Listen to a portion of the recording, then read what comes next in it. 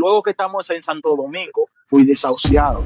Pero yo como quiera mantenía en shock porque estaba como, por así decirlo, estaba fuera de órbita. Porque o sea, no estaba entendiendo la amenaza tan grande que había contra mí. Entonces fuimos a varios centros médicos y en aquellos centros médicos me desahuciaron también.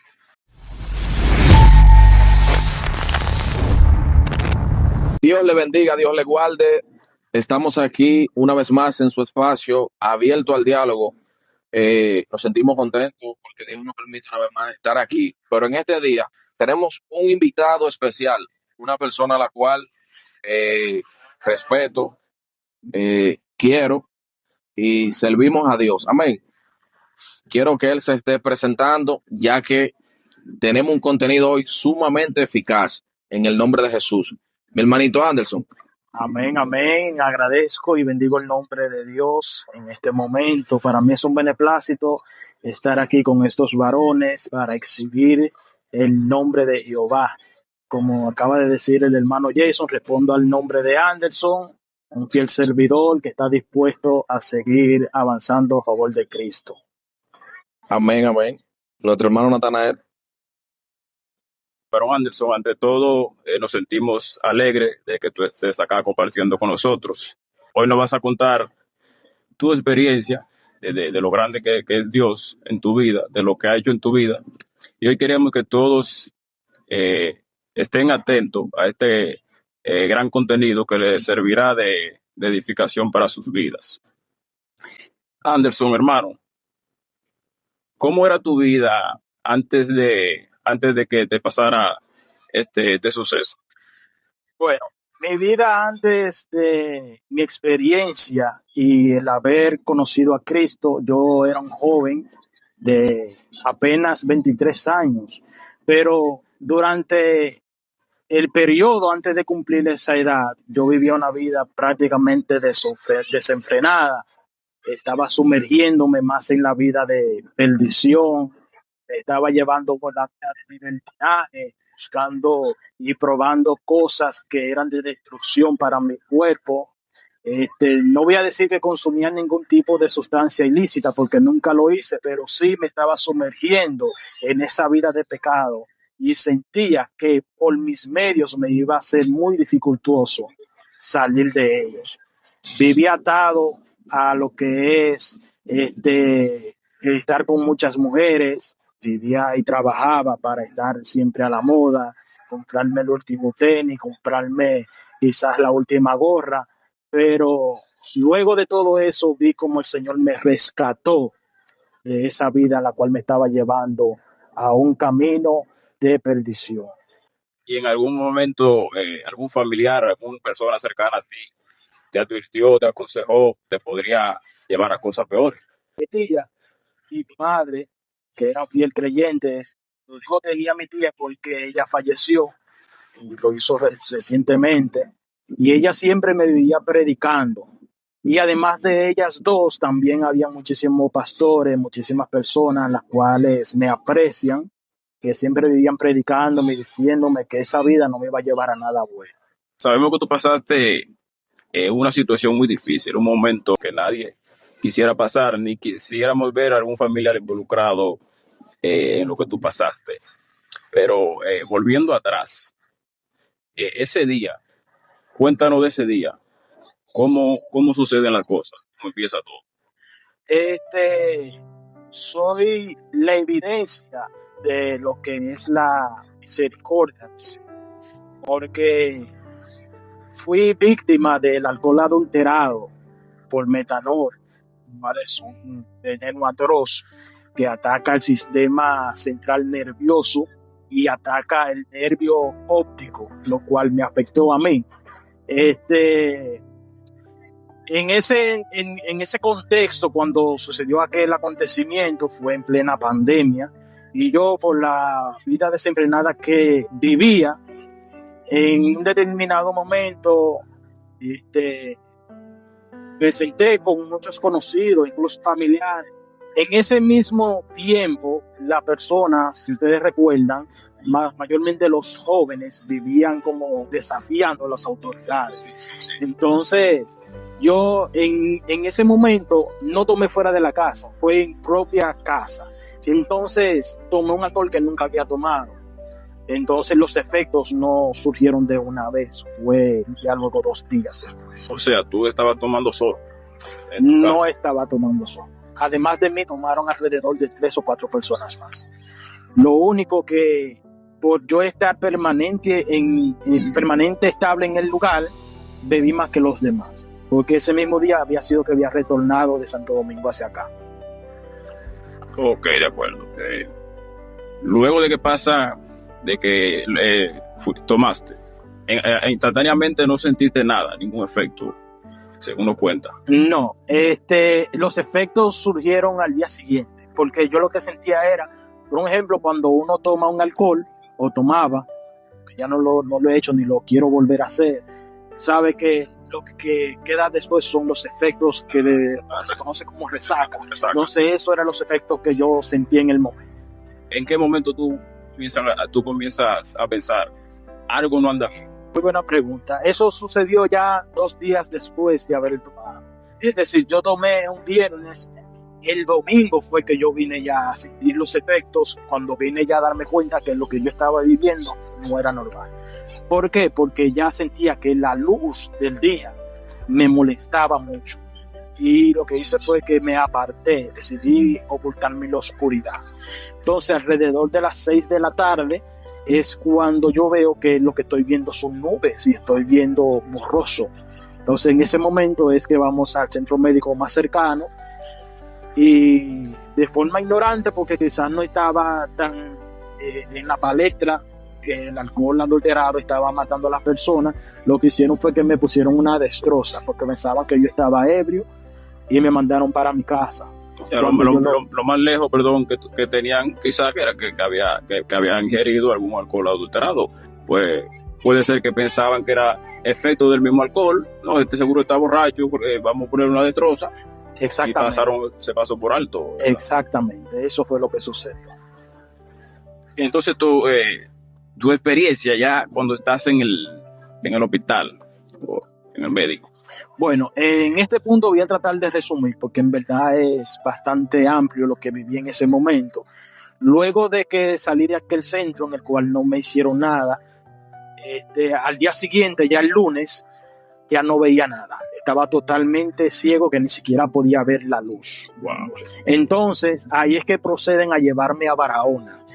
Entonces, en Barahona me proceden de la misma manera porque no saben lo que realmente tengo. Desconocen desde el origen. Exacto. Entonces, luego que vamos a Santo Domingo. Pero mientras vamos a Santo Domingo, empieza entonces y explota de que el alcohol está matando a las personas. Entonces, ahí es que empieza el pánico de verdad, porque incluso mis familiares, personas más cercanas a mí, al ver el caso de que muchas personas estaban muriendo por haber ingerido ese mismo alcohol, pensaban que me iba a pasar lo mismo. Bueno, yo estaba en una especie de shock, porque no estaba asimilando en realidad la gravedad de lo que estaba atravesando.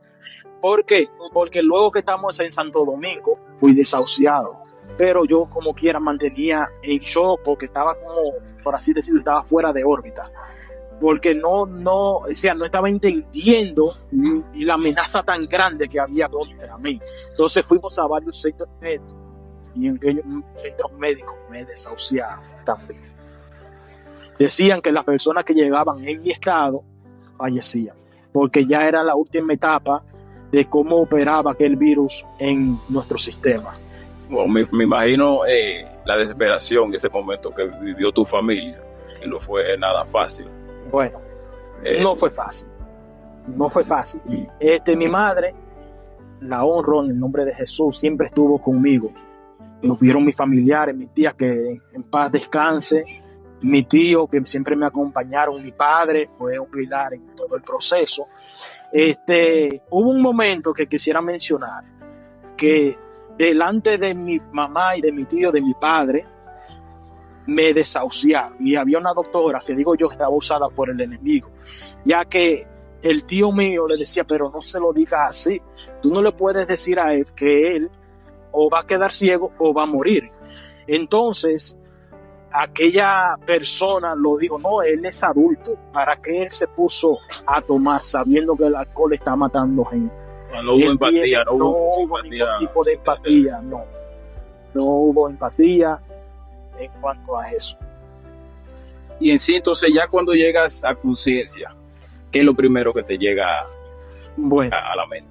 mi corazón de cierta manera estaba endurecido, no quería, no sabía, o sea, mi alma no había aterrizado a la gravedad, como te decía. Entonces ya cuando yo me di cuenta de la verdad, la gravedad de lo que estaba pasando, fue cuando por mi propia voluntad decidí clamar y decirle a mi madre que llame a las personas para yo entonces convertirme al Señor. Pero pasa algo. En medio de esa desesperación, porque yo en mi desobediencia me tatué una porción bíblica en mi cuerpo, que está acá, que son las siglas de Filipenses 4:13. Entonces eso navegaba en mi mente, decía, pero tú te has tatuado eso, tú tienes que creerlo. Entonces eso como que me confrontó. Te llevó como un estado de compromiso. Exactamente. Eso compromiso con esa. A la vez me confrontó y a la vez como que me consoló, me confortó en medio de esa situación, la cual no quisiera ver a nadie. En ese momento de shock no viviste nada, o sea, no tuviste ninguna experiencia espiritual. Esta es el eje en el cual gira este video. Es el saltar al Señor. Tuve una experiencia bastante bonita, ya que una persona, un evangelista, desafió la pandemia, desafió a los demonios y decidió él y un remanente más ir allá, a aquel lugar, luego de que ya me hubieran ingresado ¿cómo decirlo? Después de la guerra, porque no me querían ingresar, como dije anteriormente, me ingresaron, porque para que se entienda tengo que detallar esta parte, porque dije que no me habían desahuciado. Entonces mi papá, al ser militar de alto rango y sus influencias, fue que llamó. Entonces a través de él fue que me ingresaron en el hospital central del ejército. Entonces luego de haberme ingresado, mi tía, un remanente, un evangelista, fueron y me visitaron allá. Entonces ahí fue que hubo un mover del Espíritu Santo. Y el evangelista me ministró y me dijo, el ángel de Jehová lo va a visitar a ustedes en esta noche. Entonces yo, en medio de ese proceso, creí esa palabra y la abracé. Entonces yo por fe le dije, mami, el ángel de Jehová nos va a visitar en esta noche. Recuerdo que estaba incómodo en la camilla y le dije, mami, cámbiame de cabecera. Y ella me pregunta, mi hijo, ¿por qué? Y yo le dije, no, tú no te creíste lo que dijo el evangelista, tú eres cristiana, tú tienes que creer más que yo. El ángel de Jehová nos va a visitar en esta noche. Entonces ella creyó y lo selló como un amén. Entonces, en ese momento ella me cambió de cabecera.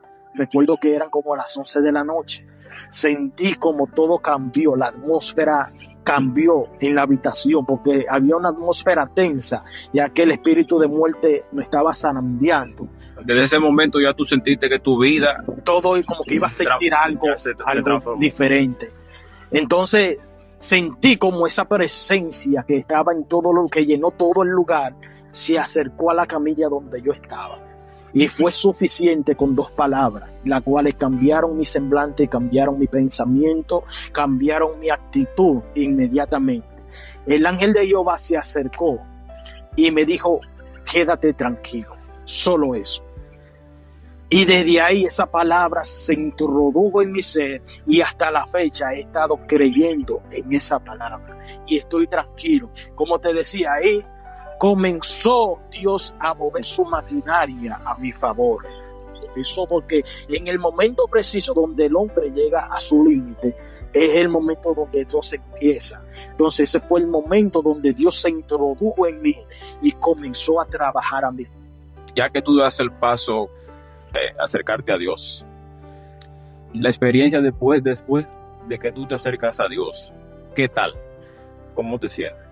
Bueno, la experiencia te lo voy a resumir en algunas palabras. Yo no cambio mi vida, que fueron de 23 años sin conocer a Dios, por el tiempo que tengo de ahí para acá conociendo a Dios. Siento que mi vida ha mejorado, pero magistralmente.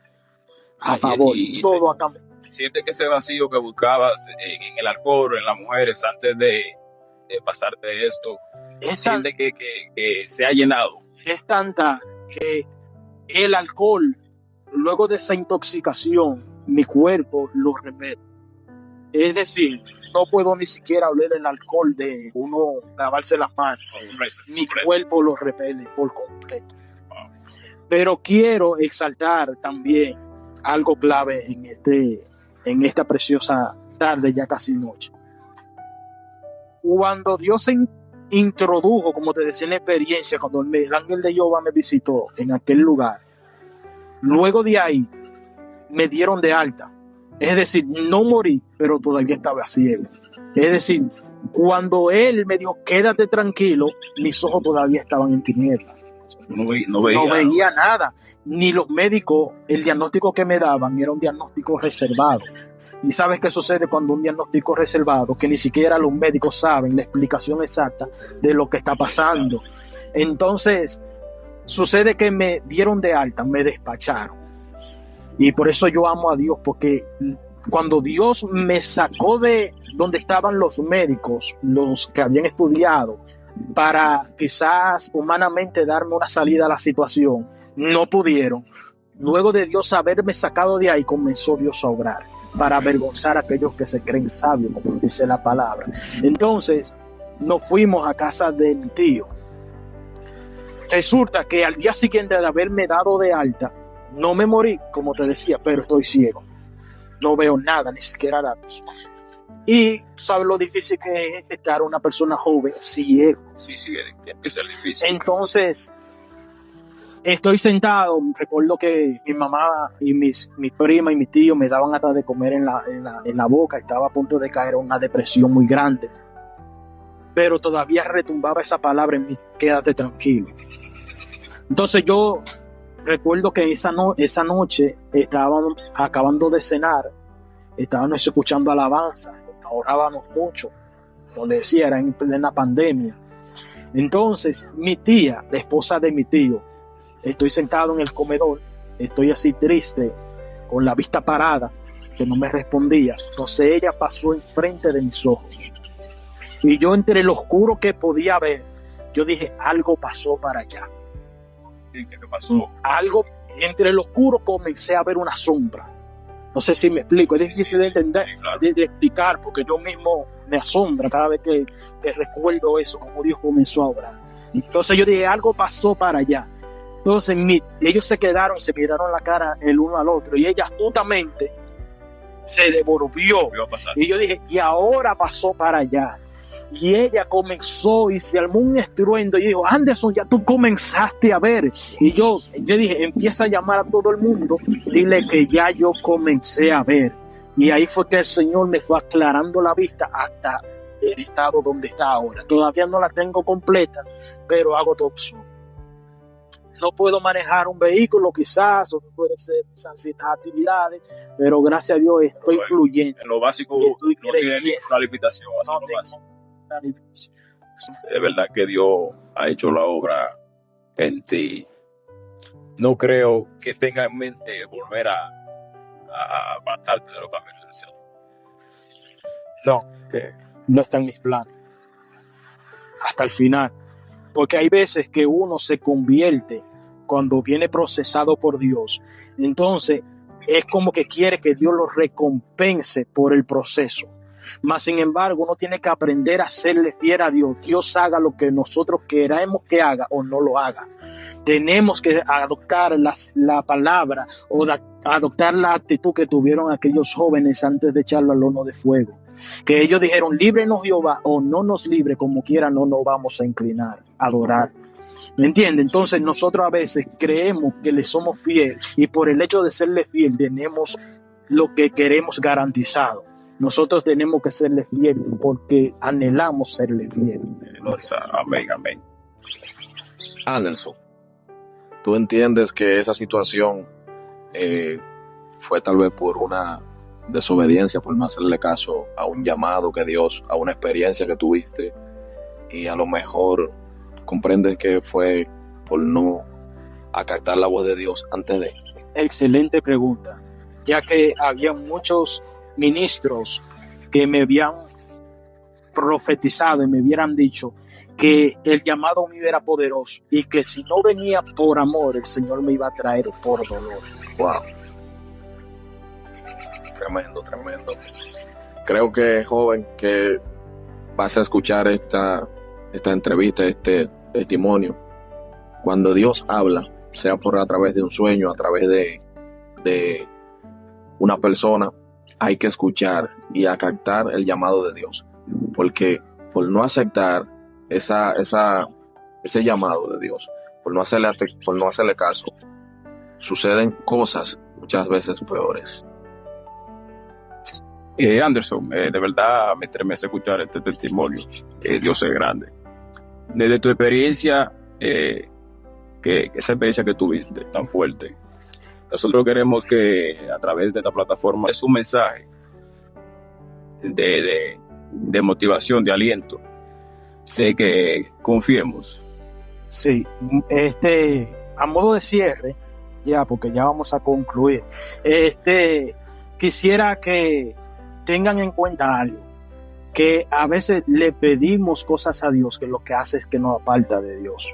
Entonces, yo le exhorto humildemente a que valoren más lo que ustedes tienen. Ustedes no saben lo que tienen en sus manos. El hecho de ustedes poder respirar, de poder ingerir un alimento de forma diaria, de poder ver la luz del sol cada día, es una bendición que el Señor permite para nuestra vida.